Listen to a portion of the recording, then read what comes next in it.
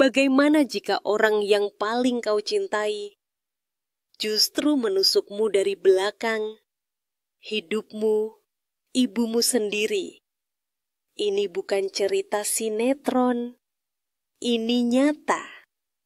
Dan ketika semua topeng jatuh, yang tersisa hanyalah luka dan pengkhianatan paling keji. Namaku Naila. Dan ini adalah kisah ketika suamiku berselingkuh dengan ibuku. Assalamualaikum warahmatullahi wabarakatuh. Selamat datang di Langkah Terlarang, channel yang siap membongkar kisah-kisah nyata penuh drama, misteri, dan kejutan tak terduga. Di sini, setiap cerita punya rahasia, dan setiap langkah bisa jadi terlarang. Bagaimana jika orang yang paling kau cintai justru menusukmu dari belakang, dan lebih menyakitkannya lagi? Dia melakukannya bersama orang yang paling kau percaya sepanjang hidupmu, ibumu sendiri.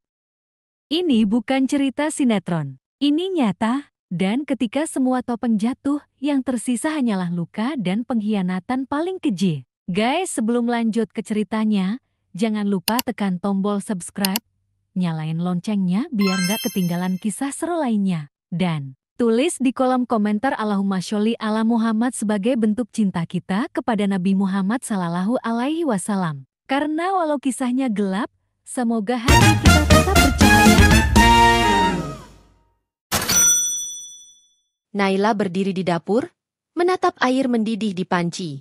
Aroma jahe menyembur lembut, tapi pikirannya tak tenang. Sudah 2 minggu Reza pulang larut malam, katanya karena kerja. Tapi hatinya, seperti panci itu, bergejolak. Aku nginep sini dulu ya. Rumahku lagi direnovasi, kata Bu Mirna 2 minggu lalu. Ibu Naila datang dengan koper besar dan senyum keibuan. Naila tentu menerima. Tapi sejak itu, rumah tak lagi terasa seperti miliknya. Bu Mirna mengisi semua ruang dengan suaranya. Ia memutuskan menu makan malam, ikut mencuci baju Reza, bahkan mengganti posisi perabotan di ruang tamu. Naila menahan diri. Tapi yang paling aneh, kedekatan ibunya dengan Reza. Terlalu dekat. Seperti bukan mertua dan menantu. Suatu malam, Naila mengintip dari dapur.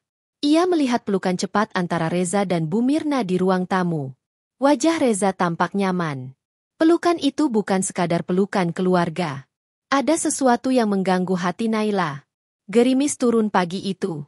Naila mencuci jaket Reza dan mencium bau asing.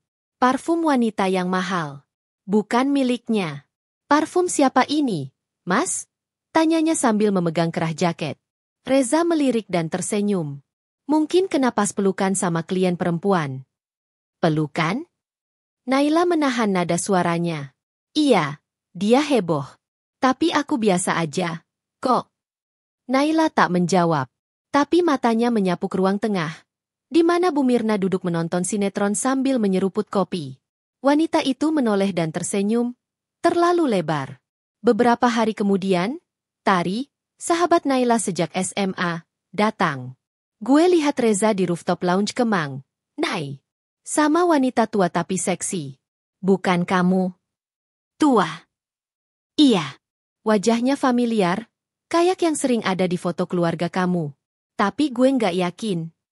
Kecurigaan mulai tumbuh. Tapi Naila masih menyangkal. Ia percaya ibunya. Ia percaya suaminya. Reza dan Naila makin jarang tidur bersama. Naila mencoba menggodanya, tapi Reza bilang lelah. Kamu capek terus. Aku juga punya kebutuhan, Mas, kata Naila. Reza hanya memeluk sebentar lalu tertidur. Naila menatap langit-langit kamar sambil menahan air mata. Bu Mirna masuk ke kamar, membawa segelas susu. Jangan maksain, Nak. Laki-laki kalau ditekan malah makin jauh. Naila mengangguk, tapi pikirannya berkata lain. Mengapa ibunya bicara seperti itu? Malam itu, Naila memberanikan diri membuka ponsel Reza yang ditinggal di meja makan. Ada pesan dari kontak bernama M. Tidur nyenyak ya? Sayang, besok kita ulang lagi yang tadi, ya? Tangan Naila gemetar. Siapa? Mirna? Tidak mungkin. Atau mungkin, ia menyalakan laptop dan membuka folder lama. Foto-foto keluarga. Di salah satu foto, Reza dan Bu Mirna tertawa akrab dalam acara gala. Tanggalnya, 2 tahun sebelum Naila dan Reza menikah. Naila memutuskan memasang kamera kecil tersembunyi di sudut ruang tamu. Ia pura-pura tidur lebih dulu malam itu. Esok paginya, dengan jantung berdetak cepat, ia memutar hasil rekaman. Gambarnya buram tapi cukup jelas. Bu Mirna duduk terlalu dekat dengan Reza di sofa. Lalu suara Reza, "Kamu makin cantik, Mir." Naila muntah di wastafel. Dunia berputar. Ia mengurung diri di kamar sampai sore. Saat makan malam, ia menatap keduanya. "Aku tahu semuanya. Aku punya rekamannya." Reza meletakkan sendok. "Kamu terlalu dingin, Nay. Aku laki-laki. Aku butuh kasih sayang." Bu Mirna menunduk, lalu berkata pelan. "Ibu merasa hidup lagi. Selama ini ibu kesepian." Reza menyembuhkan luka ibu. Naila berdiri. Kursi terdorong keras. "Kalian pengkhianat. Kalian pantas dihukum." Tari datang esoknya membawa berkas. Hasil penelusurannya di media sosial dan data publik. "Nay, Bu Mirna dan Reza sudah dekat dari dulu. Bahkan sebelum lo kenal Reza. Gue nemu tiket nonton berdua, reservasi hotel, semua sebelum lo pacaran." Naila menangis di pelukan Tari. "Dan lo tahu apa yang paling jahat? Bu Mirna yang nyuruh Reza deketin lo. Katanya biar lo bahagia. Padahal dia cuma mau tetap deketin Reza tanpa dosa." Hari itu juga Naila pergi dari rumah, membawa rekaman, foto, dan bukti-bukti. Ia tinggal di apartemen kecil dan mulai menulis novel. 6 bulan kemudian, buku berjudul "Ibuku Mencuri Suamiku" menjadi bestseller. Filmnya dibuat, dan Naila diundang ke banyak talk show.